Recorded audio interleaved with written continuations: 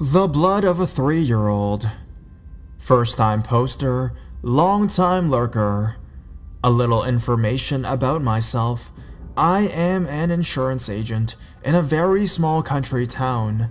I just moved to a new job with a new insurance company back in November, and am still learning how to recognize all the customers and their quirks. I'm a very short, very chubby female with a lazy eye that I'm very sensitive about. The layout of our office is as follows. It is important. When you walk in, the front desk is immediately in front of you.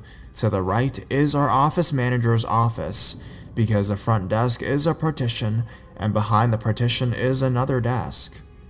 Our main agent's office is hidden away in the back, as in one other office, which is usually where I am. One day, the door alert chimes and our receptionist greets the person and asks how can she help. I hear a man's voice say, "No, where is he?" Well, there's only one male employee in the office and he's busy, so the receptionist pushes to see what he needs and is again told no. Our male coworker gets off the phone and goes around the partition, asking him to come back to his desk. He proceeds to quote the man for auto insurance. The process takes 2 hours. The entire time was spent by the man, who will call Mr. Herman, telling my coworker that he probably has pre-diabetes and sleep apnea because of his weight. Mr. Herman himself must weigh at least 400 pounds and looks like a Santa Claus reject. The smell was the worst part. He smelled like he pissed himself a month ago and never changed clothes. He eventually accepts the quote after being angry about price and that we needed basic information like his date of birth, and then leaves. Should be over, right? No, he has come in many times since then. Each time he comes in, there's a new problem that we have made with his bill. Example, like we tried to draft the money and he didn't have it. There was a day my male coworker was out of the office and I had to deal with him myself about his bill. The conversation went like this. "I'll go ahead and process this for you." "Sweetheart, what happened to your eye?" Birth defect, sir." "I'm a medic, and I know of a great place that can fix that for you." I like it this way. Before I could get his receipt, his ass bolted out of the office. Oh well. Last night, he came in right before closing, and it was just myself and the office manager. "How are you, Mr. Herman?"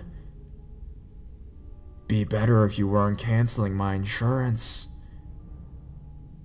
I reassured him that we were not. "Now, I'll be better if you can find me a 3-year-old boy's blood to drink."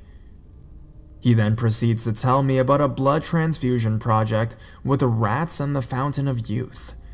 I noped the fuck out of there and went home to hug my 3-year-old daughter for hours. So, creepy piss-smelling cannibal man, let's not meet.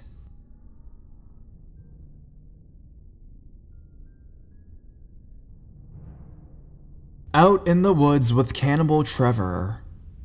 So, this is kinda long.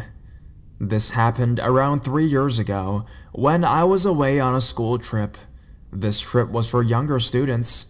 A few people from my year in school had been asked to go to help look after the younger children. To give perspective, I was 14 when this happened. I was 5'2", female, and probably weighed less than 100 pounds. One particular day, the children were doing an orienteering activity in the woods, basically using a compass to follow a trail to find your way to the end of it. It was the 3rd day into the trip, and by this time, a group of 4 boys, who I know now all have severe behavioral problems, had taken a liking for me for whatever reason. Therefore, when the children got asked who they wanted to chaperone their group for the activity, they chose me. We started the activity, and for the first 10 minutes, the group of boys seemed to be doing what they were supposed to do, and I could see other groups from my school in front and behind us, so I thought everything was going fine. The woods that we were doing this activity in were huge. I had no experience with using a compass, and neither did the boys in the group. The boys I was looking after quickly became disinterested with the activity and started to run into random directions, climb trees, etc. After around 40 minutes of chasing these boys in random direction through the woods that I had never been in before, I realized that we were completely lost and expected to be the last at the finish line. I began to panic as I was only 14 years old and had been put in charge of younger children, therefore I knew I would be responsible for getting us lost. I ended up being able to scare the boys enough, telling them the teachers would go crazy if we weren't back soon, to make them focus and help me find a proper path, as by now we were walking through bushes and trees and completely off any type of path. This is where it gets creepy.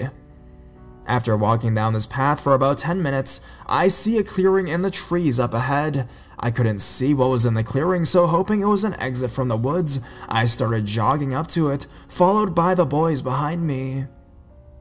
As I turned the corner and got a better look at the clearing, I stopped dead in my tracks. It's hard to explain how I felt when I first saw this man. All I can say is that I've never felt so much danger before in my life. My whole body was completely glued to the spot, and I could feel the color drain from my face. In the clearing, there was a man sitting on a bench. He looked to be around in his mid to late 40s, slightly overweight, and looked homeless. He was balding, however the hair he had left looked damp and it was greasy. His eyes looked glazed over, and his mouth sort of hung open. This is when I realized that, on closer inspection, he had red stains all around his mouth. It's hard to describe this man, but the vibes I got from him was just evil. Think of a fat Trevor from GTA 5, basically. At this point, my fight or flight instincts kicked in. I spun around to see the boys behind me, who I completely blocked out. They all looked absolutely terrified, as they had been standing behind me looking at this man as well. I shouted to the boys and sprinted past them as fast as I could. I can honestly say I've never ran so fast in my whole entire life. I could hear all the boys running behind me, and they were literally screaming bloody murder. I didn't even look back for a second, to be completely honest. I was only thinking about myself in this moment and getting the fuck out of there fast. I knew the man was chasing behind us because the boys were screaming, "He's coming, he's behind us," etc. I don't know how the boys were shouting so much. All I could think of was my imminent death. Fortunately, my creeper was overweight and couldn't keep up with 5 teenagers who just got the biggest adrenaline rush of their lives. I'll never know what would have happened if we didn't run away, or if the man caught up with us, and I can honestly say that I'm glad. We came across 2 elderly women walking their dogs about half an hour after the incident, and managed to hitchhike a lift back to the camping grounds. I know this was stupid, but it was either sweet old ladies offering help or stay in the woods with fat cannibal Trevor. So, creepy guy with blood stains around his mouth chasing teenagers through the woods, let's not meet.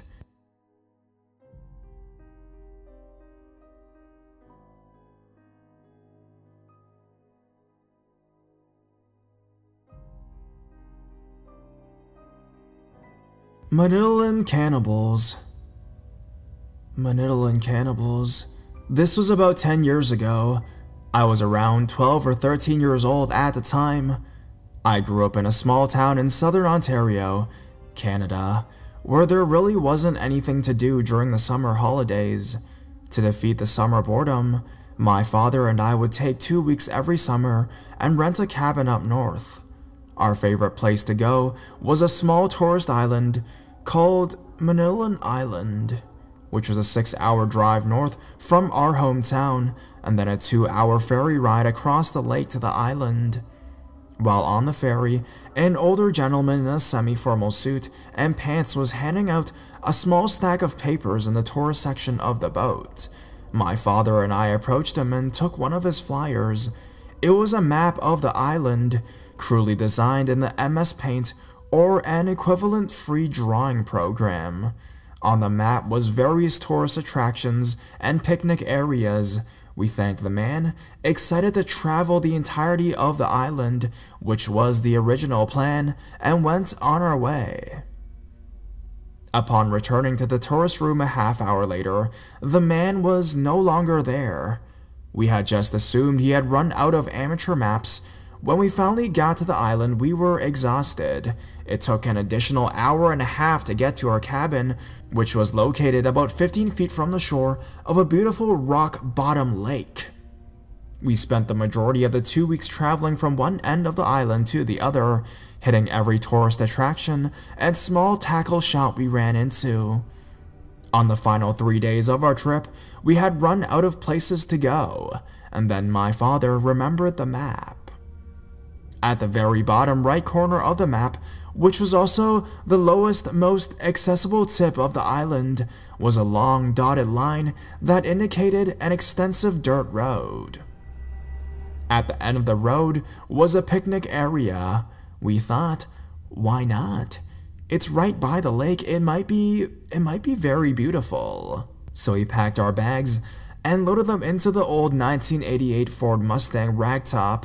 This car had been pushed to its absolute limits in this trip and was having more difficulty starting with each day passing. The oil had run significantly thin a couple of times during the trip due to the extreme summer heat and the use, but the car was still moving, and my father, being a mechanic himself, thought nothing of it. The oil pressures always resumed their normal viscosity after the car had rested just a few hours.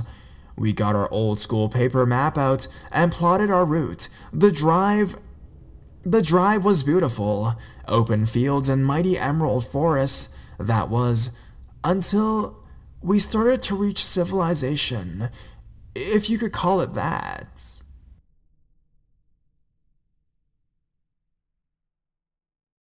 The houses that came into view were quite disheveled in each town as we passed through, and while in one of the native towns, we witnessed an entire town of Native Americans covered in red and black war paint. They stared at us as we drove past, but again, we thought nothing of it. Probably just a ceremony or celebration that we had unknowingly disrupted. Hell, I'd be angry too. Finally, we made the final turn that would take us down this elusive dirt road, the last one we had yet to discover. At this point, we had been driving for about 2 hours, and the heat had made the car's oil pressure gradually drop. But we were too close to our destination to turn back now. As we drove down this road, we noticed the run-down and mostly boarded-up houses being more scarce. The distance between them grew larger, until finally, there were no more houses to be seen. The road slowly turned from asphalt to cracked gray stone, to loose gravel, to dirt. The roads became so narrow, only a single car could fit on it at a time, and we hoped no one on a four-wheeler would come around the bend like a bat out of hell, not expecting visitors. I would like to also mention, the telephone poles stopped at the gravel road. Whatever was back there had no electricity supplied to them by the town. The further we went, the more uneasy we became. We saw old abandoned logging equipment in behind broken and mangled trees. The sun became blotted out by the thick foliage overhead. We continued to drive, making jokes about the hills have eyes and wrong turn and other horrible situations of the sort. Finally, we reached a clearing. Beside the now driveway that was once the road we were on, we saw what could be only described as a massive burning stake that looked like something they used to burn witches in Salem. The thing was absolutely massive, at least 15 feet high, and with a 10-foot platform halfway up. It was built out of twine, logs, twigs, and straw. In the middle of the platform was a massive log that stood up from the middle and stood probably about 8 feet high. Look up burning at the stake, and that is exactly what this thing looked like. A little further down the driveway was an old 2-story house. It reminded me of a plantation mansion, not because of its size, but of its design. Almost all the windows were shattered, and an old door hung off a single hinge at the entrance. A mere 10 feet from the house was a cliff that dropped off straight into the rocky lake below. My father and I thought we had missed a turn, but there was absolutely no way to go but straight. My stomach dropped when I looked just past the creepy old house. Beside a white van that looked like it had rolled through a ditch was, well, it was a picnic table. A single wooden picnic table, right beside these people's house.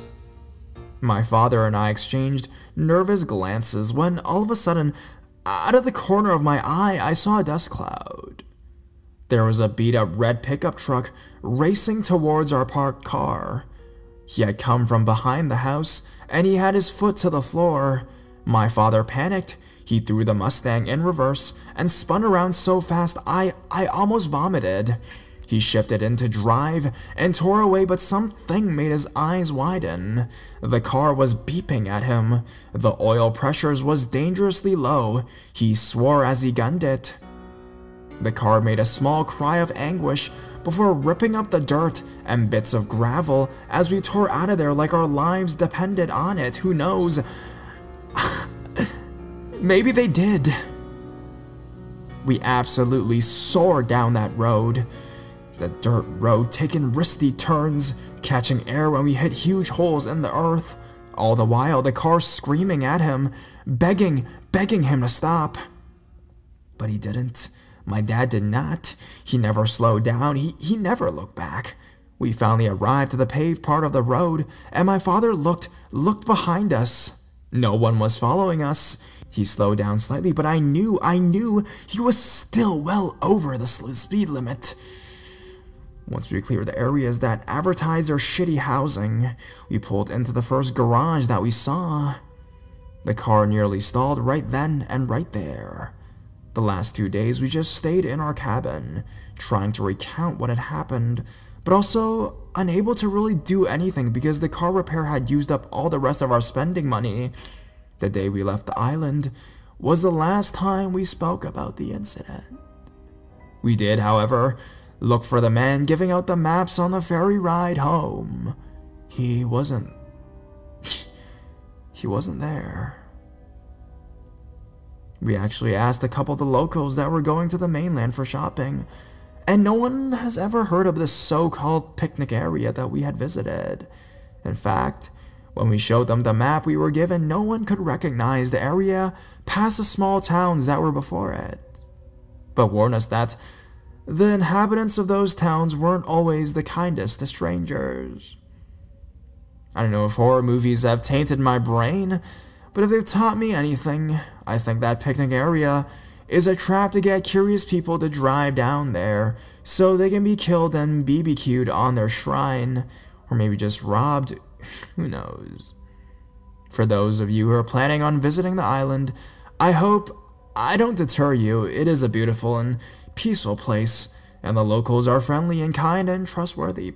But if you ever see a kind older gentleman in semi-formal suit and pants, take his map and smile sweetly. Some of the locations are truly majestic, but never, and I mean never, go to the picnic area at the bottom point of the island.